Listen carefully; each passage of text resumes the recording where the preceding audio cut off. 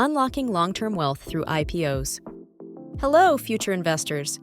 Welcome back to our channel Zenvest Insights, where we unlock the secrets of building long-term wealth in the stock market.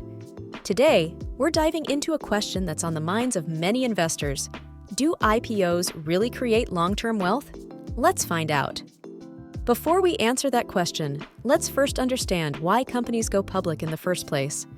An initial public offering, or IPO, is when a company decides to list its shares on the stock market. This helps the company raise capital to fund its growth, expand operations, pay off debts, or make acquisitions. It's essentially a way to unlock value and give the public an opportunity to invest in the company's future. But, like any investment, IPOs come with their own set of risks and rewards. On the one hand, IPOs can offer early access to high-growth companies. On the other, many IPOs are volatile in the short term, and some even fail to live up to their initial hype. So, how do we navigate this?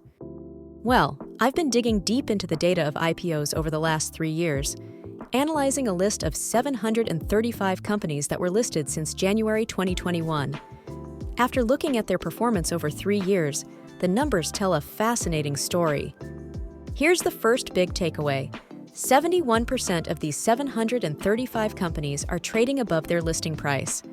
That's right. More than 2/3 of these companies have outperformed their initial offering price, and in some cases, significantly so. In fact, 40% of these companies have generated a compounded annual growth rate, CAGR, of 26% or more. Now, that's a strong indication of long-term wealth creation. Some of these IPOs have turned out to be massive success stories, with companies yielding returns between 1,000% to 2,000%. Even more intriguing is the net market capitalization these companies have added to the stock exchanges, a whopping 7.5 lakh crore rupees in just 3 years. That's a lot of wealth being created, and it shows that IPOs have contributed significantly to the market's overall growth.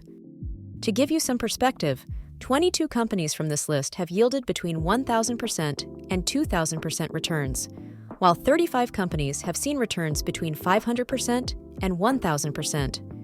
Even more impressively, 228 companies have given returns between 100% and 500%.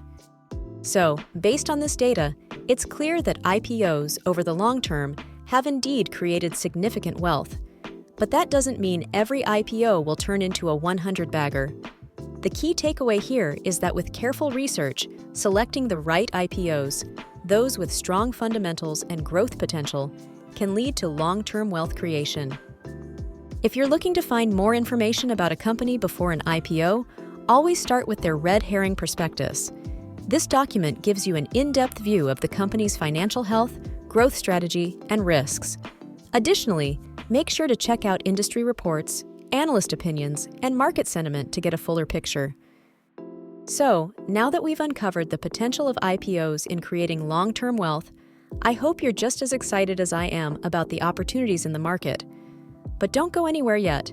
Stay tuned for an upcoming complete video where we'll dive deeper into how to properly analyze IPOs for an informed decision-making process. You won't want to miss it. Now that we've explored the data, I'd love to hear your thoughts. Do you believe IPOs create long-term wealth?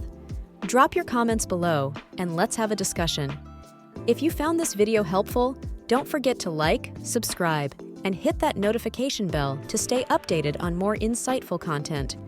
Thanks for watching, and remember, invest wisely, think long-term, and keep learning.